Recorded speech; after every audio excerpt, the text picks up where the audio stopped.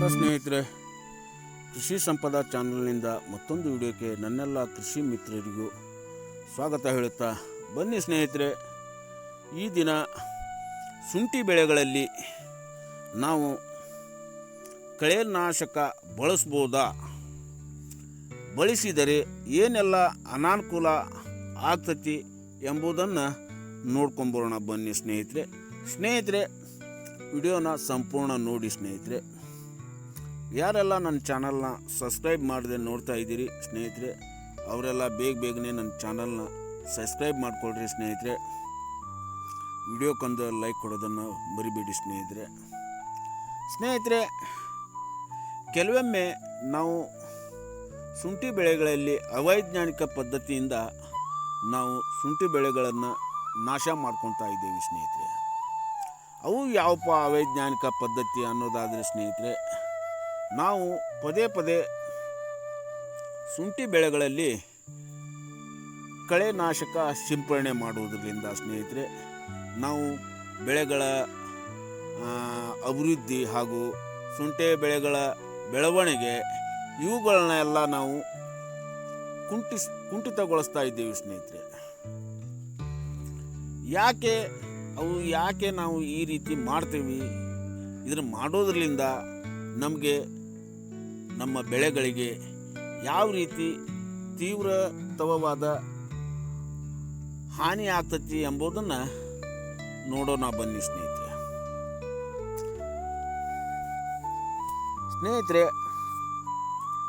ನಾವು ಶುಂಠಿ ಬೆಳೆಗಳಲ್ಲಿ ಕೆಲವೊಮ್ಮೆ ಈ ಕಳೆನಾಶಕಗಳನ್ನು ಬಳಸೋದ್ರಿಂದ ನಾವು ಯಾವೆಲ್ಲ ಶುಂಠಿ ಬೆಳೆ ತೊಂದರೆಗೀಡಾಗ್ತತಿ ಅನ್ನೋದನ್ನು ಒಂದೊಂದೇ ನೋಡ್ಕೊಂಡು ಬರೋಣ ಬನ್ನಿ ಸ್ನೇಹಿತರೆ.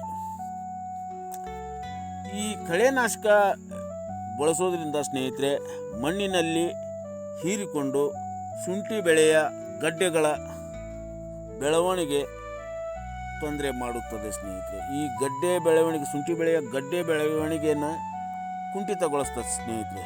ಇದು ಮಣ್ಣಿನಲ್ಲಿ ಹೀರಿಕೊಳ್ಳೋದ್ರಿಂದ ನೇರವಾಗಿ ಶುಂಠಿ ಬೆಳೆಯ ಗಡ್ಡೆಗಳಿಗೆ ಇದು ಹಾನಿ ಉಂಟು ಮಾಡ್ತದೆ ಸ್ನೇಹಿತರೆ. ಎರಡನೇದು ಏನಪ್ಪ ಅನ್ನೋದಾದರೆ ಸ್ನೇಹಿತರೆ, ಈ ಶುಂಠಿ ಬೆಳೆಯ ಗಿಡದ ಬೆಳವಣಿಗೆ ಕುಗ್ಗಿಸ್ತದೆ ಸ್ನೇಹಿತರೆ, ಮತ್ತು ಗಿಡಗಳು ಒಣಗುತ್ತಾವೆ ಸ್ನೇಹಿತರೆ.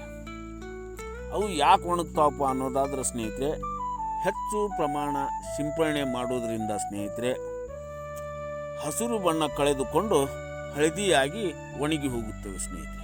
ಏನಾಗ್ತದಪ್ಪ ಅನ್ನೋದಾದ್ರೆ, ನಾವು ಈ ಶುಂಠಿ ಬೆಳೆಗಳಲ್ಲಿ ಕಳೆ ಹೆಚ್ಚಾದಾಗ ನಾವು ಈ ಆಳಿನ ಕೊರತೆಯಿಂದಾಗಿ ನಾವು ಕಳೆನಾಶಕ ಬಳಸಕ್ಕೆ ನೋಡ್ತೇವೆ ಸ್ನೇಹಿತರೆ. ಈ ಕಾಲುವೆಗಳಲ್ಲಿ, ಈ ನೀರು ಹೋಗುವ ಜಾಗದಲ್ಲಿ ನಾವು ಕಳೆನಾಶಕ ಬಳಸಕ್ಕೆ ನೋಡ್ತೇವೆ ಸ್ನೇಹಿತರೆ.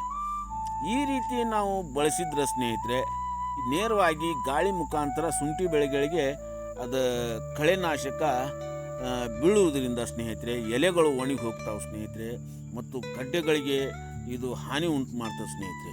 ಈ ರೀತಿ ಈ ಶುಂಠಿ ಬೆಳೆಗಳಲ್ಲಿ ನಾವು ಕಳೆನಾಶಕ ಉಪಯೋಗ ಮಾಡೋರಿಗೆ ಇದು ಭಾಳ ಹಾನಿ ಉಂಟು ಮಾಡ್ತದೆ ಸ್ನೇಹಿತರೆ. ಈ ರೀತಿ ಯಾರು ಮಾಡೋಕ್ಕೆ ಹೋಗ್ಬೇಡಿ ಸ್ನೇಹಿತರೆ. ಈಗ ಸೆಪ್ಟೆಂಬರ್ ತಿಂಗಳ ಬಂತು ಸ್ನೇಹಿತರೆ.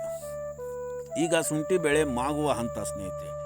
ಈ ಟೈಮ್ನಲ್ಲಿ ನಾವು ಶುಂಠಿ ಬೆಳೆಗಳಿಗೆ ಹೆಚ್ಚು ನಾವು ಈ ಕಳೆನಾಶಕ ಉಪಯೋಗ ಮಾಡಿದರೆ ಸ್ನೇಹಿತರೆ, ಬೆಳೆಗಳಿಗೆ ಹಾನಿ ಉಂಟಾಗ್ತದೆ ಸ್ನೇಹಿತರೆ, ಇಳುವರಿ ಕೊರತೆ ಆಗ್ತದೆ ಸ್ನೇಹಿತರೆ.